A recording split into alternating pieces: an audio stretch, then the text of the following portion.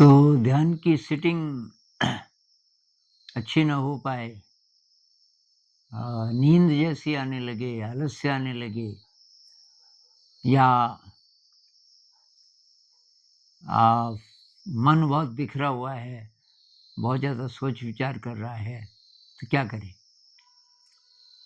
तो ये जब से मैं बीमार हुआ, 6 महीने से ज़्यादा हो गए, तो शरीर पर तो असर पड़ा ही, लेकिन मेरे ख़्याल से दिमाग पे भी पड़ा। तो एकाग्रता कुछ कम हो गई मेरी, ये ध्यान में। कहते हैं ना ध्यान के लिए बहुत शक्ति चाहिए, तो अभी वो शक्ति धीरे-धीरे वापस आ रही है। लेकिन अभी मैं बैठा था, सब लोग स्कूल गए हुए हैं और तो मैंने सोचा एक सिटिंग कर लेता हूँ। तो बस वही बहुत भारीपन-सा, बहुत आलस्य-सा और मन फ़ोकस्ड नहीं। तो तब मैं एक एक्सरसाइज़ करता हूँ और वो मैं आपके साथ शेयर करना चाहता हूँ। तो इस कमरे में अभी मैं दिखाऊँगा, मेरे सामने एक तारा है और वो बना है कोकोनट की पत्तियों से। नारियल की पत्तियों में जो जो कोई हार्ड वाला हिस्सा होता है, बीच वाला, उससे बना होगा। यहाँ तो नारियल होता नहीं, तो कैसे बनाते होंगे पता नहीं, पर बहुत बढ़िया बना है। तो ये तारा किसी ने मुझे गिफ्ट किया था। एक अमेरिकन वॉलंटियर आया था, उसका नाम था चार्ली, वो 10 महीने हमारे साथ रहा। जाते समय वो तारा, मैंने कहा यार ये है क्या, ये बता? तो वो 1 साल रहा था प्रशांत महासागर में, एक टापू है कोई, जहाँ की कोई ट्राइबल लोग रहते हैं, वहाँ बिजली नहीं है, वहाँ शौचालय नहीं है, वहाँ शहरी चीज़ें आपको कुछ नहीं मिलेंगी, ये कुकिंग गैस नहीं है, तो लोग लकड़ी में खाना बनाते हैं इत्यादि। तो उसने बोला मैं वहाँ जाऊँगा। है भी थोड़ा नेचर के साथ रहना चाहता है, तो वहाँ रहा उन लोगों के साथ वो।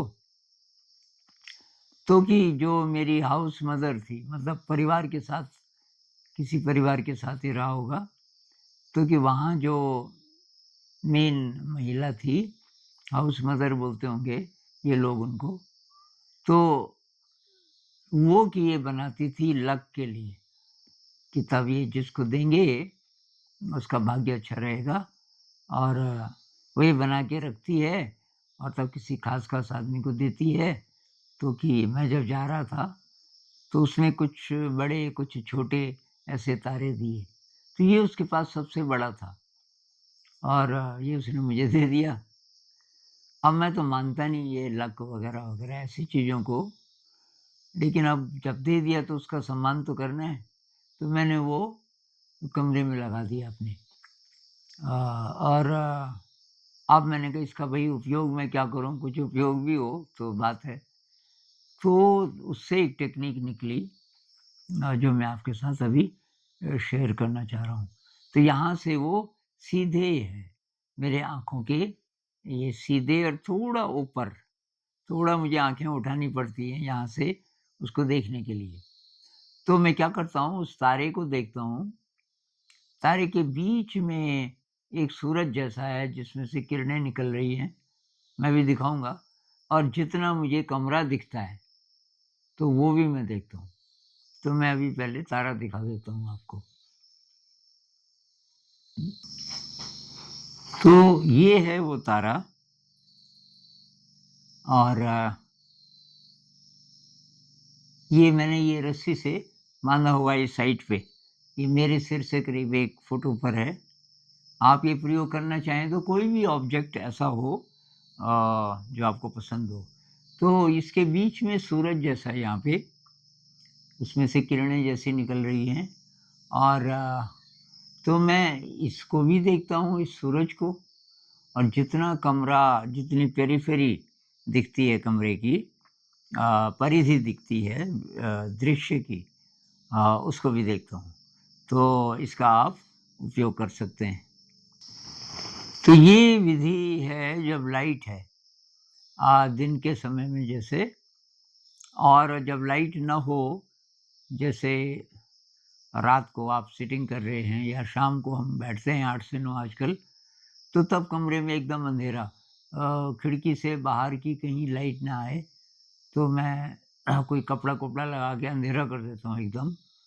और उसमें तब मैं ऐसे देखता हूँ, अगर आलस्य हो तो आँखें बड़ी-बड़ी करके, और उस अंधेरे को ऐसे देखता हूँ जैसे अंधेरा कोई बीच में रुकावट है और उसके पार देखना हो। तो ऐसे करके उससे भी मतलब कुछ देर ऐसा करो, फिर रिलैक्स कर दो आँखों को, और फिर ऐसे देखो, फिर रिलैक्स कर दो, ऐसे 8-10 बार, तो उससे भी फ़र्क पड़ता है।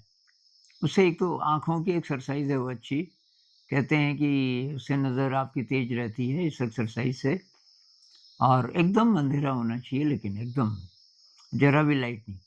और दूसरा ये कि आलस से भाग जाता है, तो आप इसका उपयोग कर सकते हैं।